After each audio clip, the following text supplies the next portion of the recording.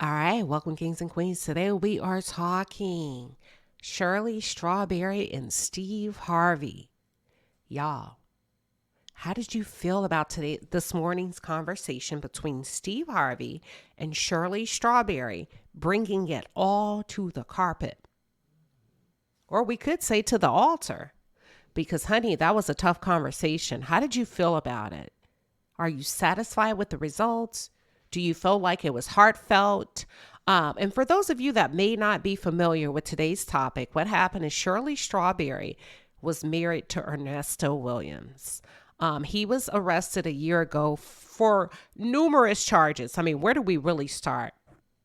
Bring yourself up to breath. Bring yourself up to speed on all of his charges as a result of her marrying the wrong man. There was something that somebody said one day. They said 85% of marriages or 85% of women initiate divorces. But if the truth be told, 85% of those marriages should not have been marriages. Woo! That's a mouthful for me. And, I want to focus on her conversation with Steve Harvey, but it's also important to get to the how and the why. How did she get here?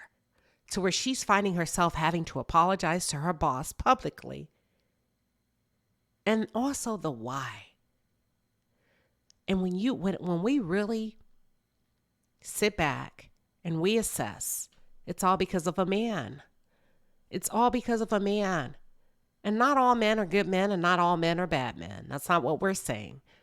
But how do we get to a point in today's society where women would be willing to almost do everything to keep a man, to say, I have a man? Has it gotten that bad? Because Shirley went through some stuff. She shared some things, but Shirley, in my opinion, a lot of it was self-induced pain. Self-induced pain by choosing to overlook the signs, obvious signs that have been there, according to some of the social media feedback. And my question, I couldn't help but to ask myself quietly, is, had he not been arrested, how much would have been too much? What would have been her breaking point? Or would she have just stayed for the sake of having a man? And it just breaks my heart that as I look into the world and I see women that are willing to suffer so bad to have a man. And I'm not talking about a good man. I'm talking about the wrong man. And you stay and we give chances over and over and over again. And you get beat up. You get crucified. You get nailed to the cross. And only when it becomes a public scandal and you cannot contain that fire, that embarrassment, that toxic display of behavior that he's now leaked outside of your house. Now it's time to do something. Ladies, we got to do better. We got to do better. Let's talk about it, Palace. For those of you who are just tuned in, or if you're new to the channel, welcome to the Subscribe now. So first things first, I want to say positive before negative. And I don't really know if I have too much negativity or criticism, but I really like the fact that Shirley put on her big girl panties and she apologized. And I would love to see more of this from us, from other human beings, from other adults. When you do something wrong, you fix it, you make it right. And I need that public apology to be just as loud as the public disrespect when you've disrespected somebody. She made no excuses, in my opinion. She did what was right. She had the necessary conversation. And in my opinion, she accepted full accountability. What are your thoughts? Do you feel like she accepted accountability? Is there more she could have said and or done? Or was it right on par based on what she said to what she believed was a private conversation? What are your thoughts? I like the fact that Steve gave her the platform and his heart and his ear to listen and not respond. He said, this is not my time to respond. What I would like to do, he said, when I agreed to this, I agreed to allow her to share where she was coming from. And I want her to address her thoughts, her words. And I'm just here to listen like everybody else. He also said, typically, it wouldn't bother me. But because it bothered my wife, here we are. But because it bothered my wife and my wife is feeling some kind of way, we have to address it. And not only do we have to address it, because Shirley, you are an insider. You are family. You are the inner circle. So now we got to talk about it. And here you are. Let's talk. Now, I commend Shirley. I commend Shirley for her courageousness to come out and make it right with her family, which is her work family. I commend Shirley for saying, damn, I was wrong. I had no business putting my mouth on you and your wife's relationship. I had no business speaking out of turn. Now, on the flip side of that, in my head, she was talking privately to her husband, not knowing that these conversations would be leaked and exposed to the public, okay? We all have conversations behind the scenes. We're lucky enough that no one comes into our home, records our telephone conversations, and releases them to our boss. I've said a lot of shit about my boss privately. And I remember Wendy Williams used to call it kitchen table talk. I understood where Shirley was coming from. She was having kitchen table conversation. But girl, you should have known better in them jailhouses. You should have known better. And had Ernesto kept his ass out of criminology and illegal crimes, you could have had that conversation in your home at your kitchen table. So I understood where she was coming from. I don't feel like she said anything really, really bad. Probably like she could have. But I understand, girl. At the same time, it looks bad because it's your boss. It's your place of employment. And at the end of the day, you did the right thing. You addressed it. But I'm also of the belief that doesn't mean it's not true. That doesn't mean Marjorie is not a handful. That does not mean that Marjorie does not treat people like crap and shit, because that's come from her own family. Allegedly, her ex-husband, allegedly, regarding how Marjorie has treated not only him, but their grandchild. And also, allegedly, Steve Harvey's own children, recanting how they feel they've been treated by Marjorie. So I understand the bureaucracy around it, the politics around it. I understand that. But just because she's apologizing does not mean that she was not made to feel less than. Do y'all get where I'm coming from? Do y'all get where I'm coming from? Does that make any kind of sense? And I also understand Steve's position to feel like, you know what? At the end of the day, right, wrong, or indifferent, he has to come to the aid of his wife. And men that love their wives will protect their wife's honor. Now, if you're dealing with the likes of a Martel Holt or a Marceau and or a Maurice or any other sorry ass man out there that does not respect their wives, have never respected women, see women as a tool to be used, yeah, you're not going to get a lot of campaigning.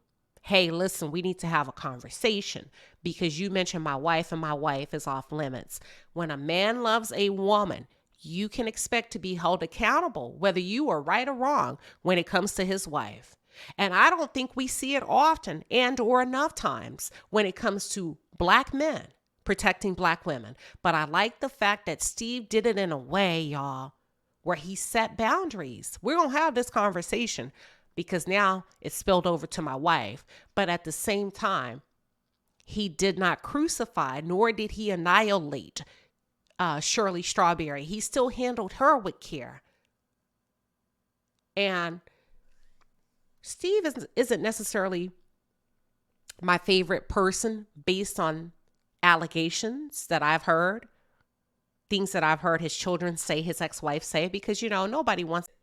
I want to jump to a different segment. I'm going to skip around this interview, but there was so many beautiful gems that stood out in this interview, mostly from Steve. He said the devil is busy.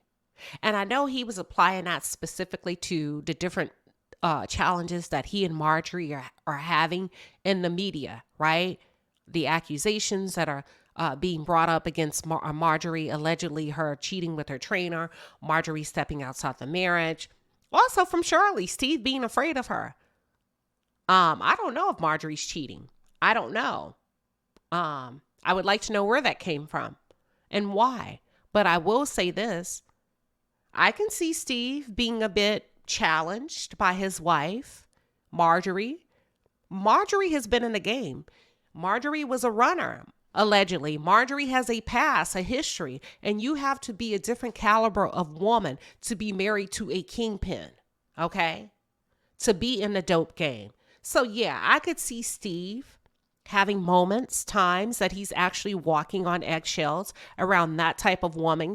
And guess what? Whether you notice it or not, Steve, or anybody, people can pick up when there's something going on or you're feeling some type of way about your spouse. And what your workers were able to pick up is that, damn, she runs shit. If Marjorie were here, maybe the atmosphere would feel a little bit different. We wouldn't all be getting this tour. We wouldn't be sitting in this area of the house. Maybe she would be more standoffish. Now, Steve touched on that. He said that's why we don't bring people to our house, because conversations and situations like this. I agree. Man, I feel like this interview, I'm 50-50. I understand both sides of it. But Steve, could there be a problem? And not even a problem. Could there be some things about your wife that she just gives off? Could there be? But when a man loves a woman, y'all, when a man loves a woman, that's all I got on that. He sees her for the love of his life. He doesn't necessarily see everything that we see. And the devil is busy. When we think about the tone of the world, all of the things that are going on, y'all protect yourself. Protect yourself from negative energy. Just protect yourself. It's a lot of shit going on out there. I don't feel like Shirley said anything. I want to move on to, there was something that I found very interesting when I was listening to the tapes of, just the jailhouse tapes being played back. As I listened very carefully to their conversations, the first thing I thought is, she's genuinely a good woman that got caught up with the wrong guy. Women like this get taken advantage of quite often, more times than not, right? It's just that we don't get to witness it, and they have to heal, and they get the opportunity to heal in private and kind of like lick their wounds behind closed doors, and they never, ever share it with anyone. Unfortunately, that is not Shirley's situation. We get to witness all of this unfold right before our eyes. But as I was listening to the tapes, the first thing I thought is, he did it. I don't know how he did it, but somehow he managed to get these tapes leaked.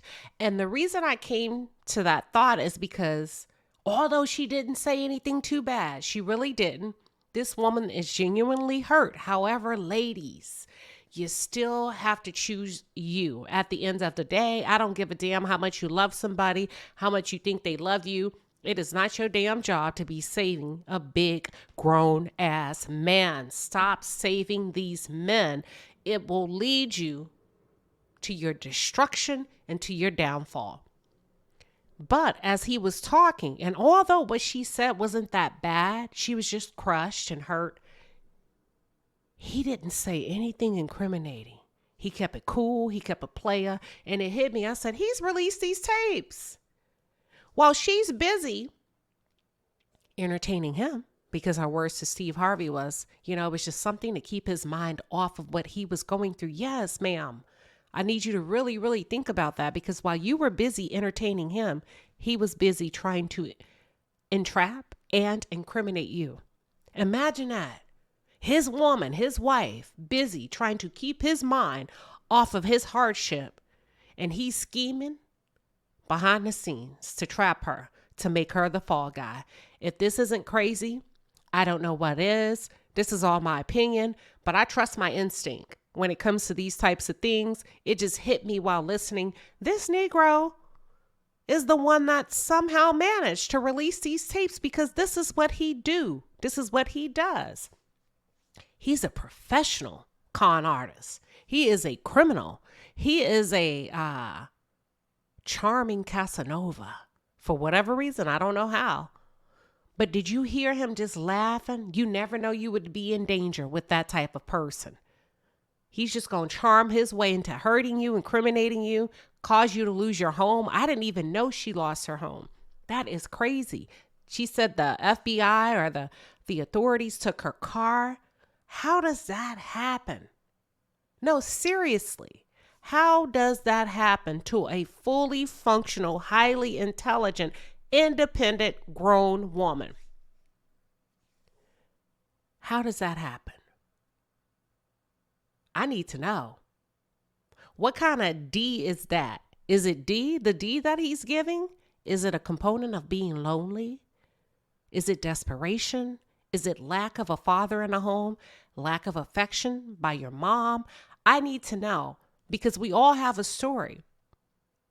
But some of us are triumphant in overcoming. But how do you get to the place, the likes of the Shirley Strawberry, where you, get finessed by a lifetime professional crook? She won't be the first, nor the last. Unfortunately, it's just too many women out there that are willing to sign up for this in exchange for affection and emotion. We look at Arion, look at Tim Norman. We can go on and on and on and on and on and on and on. How do we get here? What's the solution, if any? Another thing too, I don't think she said anything that bad. For those of you that are saying, why did she apologize? Technically, she didn't say anything that bad. She thought she was having a private conversation. She has to apologize at this point. She has to address it just because of the persona of the person that she works for. It's the likes of a Steve Harvey. Now, I will say this, or let me ask y'all this. Do you feel like he's going to fire her? Yes or no? Do you feel like Steve Harvey eventually will have to fire her? I think he will. But there's legalities to it. And here's why I think he will. Marjorie feels some kind of way about these private conversations. Whether we like it or not, he's going to have to appease and please his wife. And if you think he can or he won't, and he's going to be able to sweep this underneath the rug without facing some type of wrath at home, yeah, he's going to have to figure out what he can do and how he can do it legally based on the state, if I'm correct, by EEOC language, because it would be considered retaliation. So let's do the math. We're September 11th. October, November, December. He can fire her if he wants to on December 12th, but not before. If she comes back next year, I would be surprised. He offer her a severance package towards the end of the year, but he's within his legal rights after 121 days to let her go. Anything before then would be considered retaliation. It's going to be very interesting.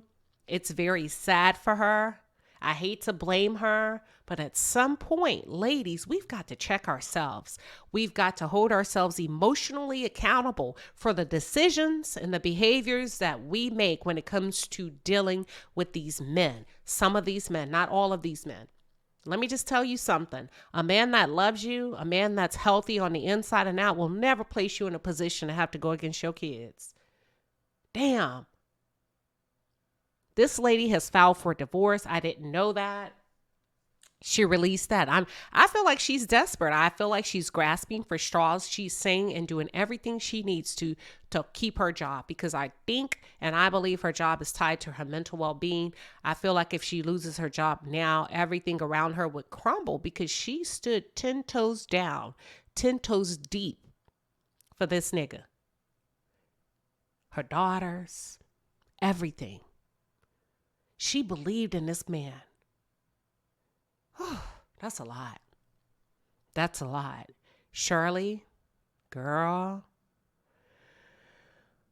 And what Steve say? He said, let me take my fat wheezing ass. Shirley said he was out of breath when he climbed those steps. And then when she was on the jailhouse call, she said, let me get up and go for a walk because I don't ever want to sound like that. That was funny, Steve. You got to give it to her. You used to be a comedian. You understand how it